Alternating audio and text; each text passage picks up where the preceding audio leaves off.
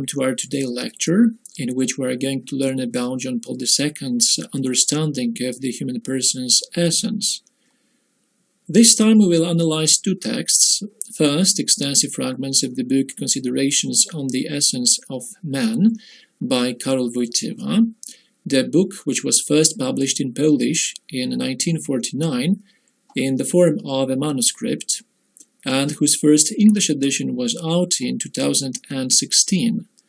The analysis of this work is to give us a picture of how Karol Wojtyła understood the essence of man at the threshold of his academic career, just 1 year after the defense of his doctoral dissertation at the Angelicum. Second, we will go on to the analysis of a chapter of Richard A. Spinelli's book, The Genius of John Paul II, the great Pope's Moral Wisdom, in order to check whether Pope John Paul II's approach to the nature of the human person has become different from that of Karol Wojtyła. Let's get started with Wojtyła's considerations on culture, which shows our separateness in relation to the world we live in. Wojtyła notes that only man possesses culture-creating capacities. Now, when considering culture, we frequently encounter the differentiation, namely culture as the opposite of nature, although both are sources of a certain kind of creativity. In his understanding, nature means not only given resources or possible resources from which one can create, but it likewise means resources that have been created. The essential difference, however, occurs in the manner of creation. Nature's creation is not a creation, but a spontaneous birthing, whereas in the case of creation in the field of culture, we are dealing with real creativity. We recognize it following the contribution of human mind and will.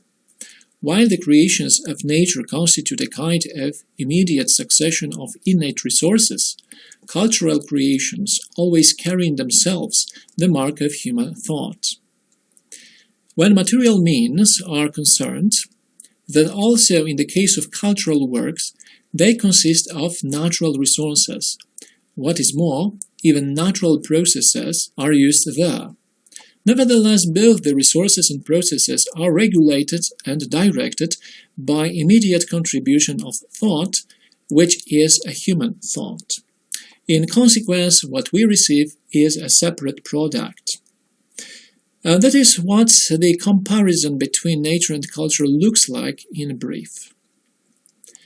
A simple observation and reflection provide examples, bountiful examples confirming our conclusions. Take, for example, the difference between a primordial wild stand of trees and the culture of forestry, or between a primitive luxuriance of flora and agriculture.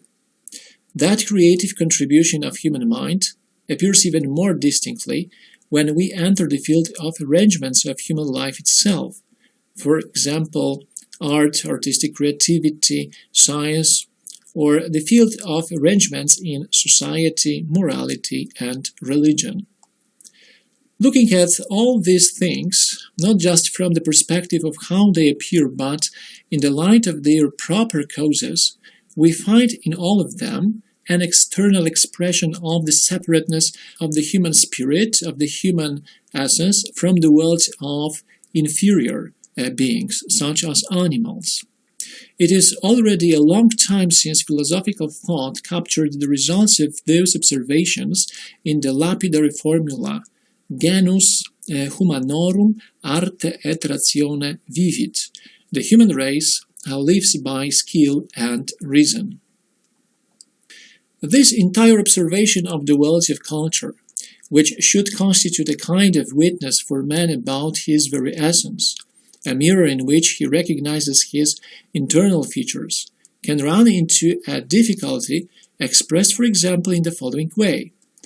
Animals, after all, also shape the conditions of their lives and create their forms. What is that, Wojtyła asks, which differentiates human creativity from the production of wonderful honeycombs by bees, nests by swallows, or impressive works by ants? In response, we appeal especially to that particular circumstance which shows that all the creations of animals' activity are the same. They are not the fruit of creativity and thus the fruit of a thinking and free soul. We find this, above all, in the undeniable fact that all of the outcomes of the work of the animals mentioned above are all the same. We never find in them the richness of forms which become ever more perfect, that is, are always discovered anew. Simply, we do not find such continuous attempts and plans. In addition, the sense of human products is dictated not only by virtue of the concrete material conditions of life, but also in the whole line of cases by a creative need to express the internal content of one's soul. Wojtyła is aware that in these few sentences we cannot resolve a whole series of particular difficulties which might arise. Nonetheless, the circumstance that those animal outputs in comparison to human ones always display that same level of objective perfection, that they serve above all to satisfy useful needs, leads us to the conclusion that in animal activity we encounter no traces of real creativity, for we find in it neither an expression of mind nor of creative freedom. Besides, he claims that in order for this conclusion from culture to attain a convincing force, we cannot stop at mere observation, nor even more at analysis of mere creations of that culture. If they are to attest to us about the state of man and his spiritual separateness, then we must go back to man himself, individuating and analyzing in him those forms and acts which create culture. We must identify in man himself those deepest and primary springs to which that specific set of creations encompassed by the name culture owes its origin. In consequence, our investigations will not be focused just on the further effects themselves, so that their cause might be discovered, but will penetrate into the area of that cause, bringing us a whole series of conclusions which define and explain the very essence of man. Wojtyła calls our attention to the fact that the primordial manifestation of the man's essence is his consciousness. Human consciousness is generally regarded by all as that which differentiates man from all other beings in the world around us. Consequently, what matters is just defining the essence of that consciousness, defining the human spirit. For it is not that everybody who speaks of the human spirit understands its essence in the same way. This problem, the problem of the essence of man, divides materialists from spiritualists. For the materialists, the human spirit is but the result of an emanation of the material substrate, of its vitality and structure, a result which ultimately can be reduced to that substrate and is essentially identified with it. For the spiritualists, that spirit constitutes a separate being, a separate structure, and an organization internally separate from matter and essentially independent, which can in no way be drawn out of the material substrate, nor be identified with it. This is the object of discussion, and discussion continued for millennia. In the first understanding, man is but the highest manifestation and summit of the organization of matter, upon whose laws, in the final analysis, he must depend and whose fate he must share. What follows, for instance, is that any immortality is excluded, and in consequence the sense of every religion is shaken to its foundations.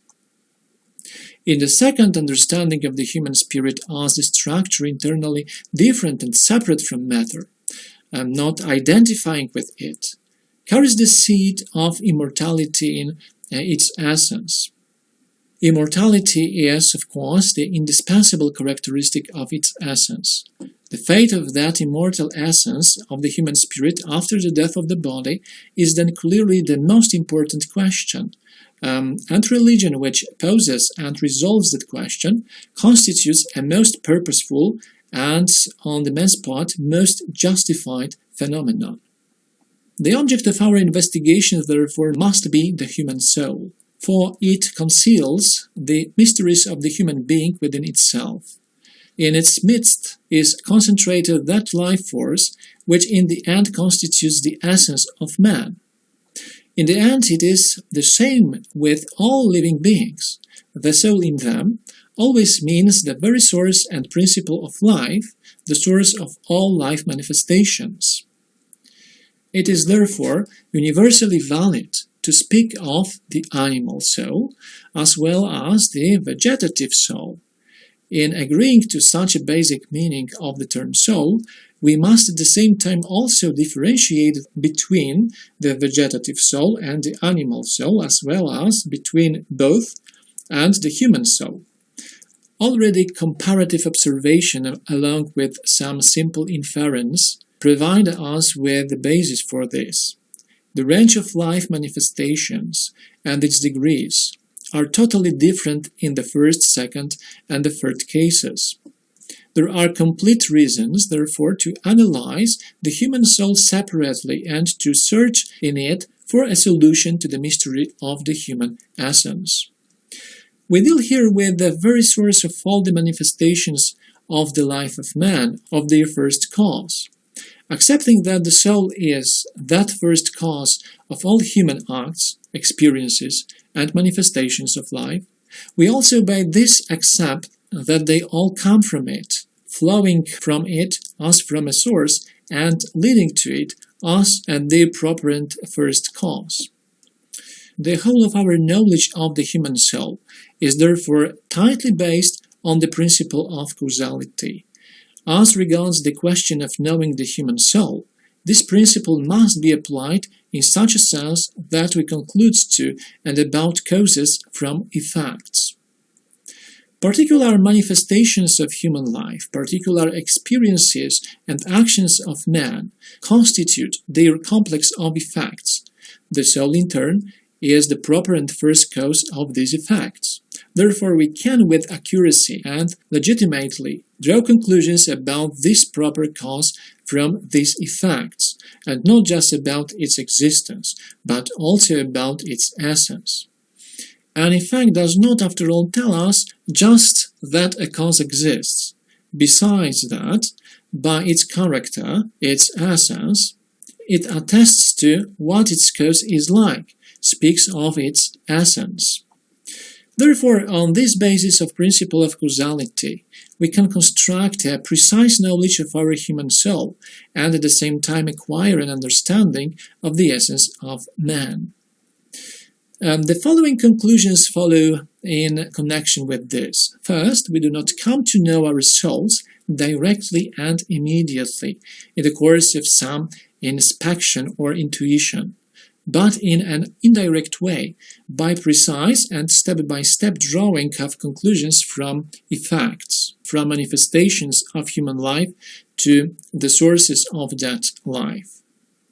Second, that knowledge has an experiential character to the degree that its departure point is provided by immediate experience.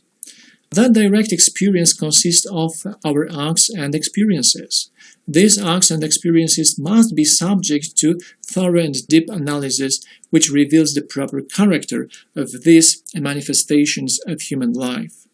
Only after such a study of effects can we go back to grasp the very essence of the cause. In this way, our knowledge of the human soul, and thereby knowledge of the essence of man, acquires a mark of accuracy. It results from the direct connection of philosophical reflection with experience. Upon such methodical premises, the existence of the soul and its essence will not just be a postulate, but a reality which imposes itself on our thinking with unquestionable necessity.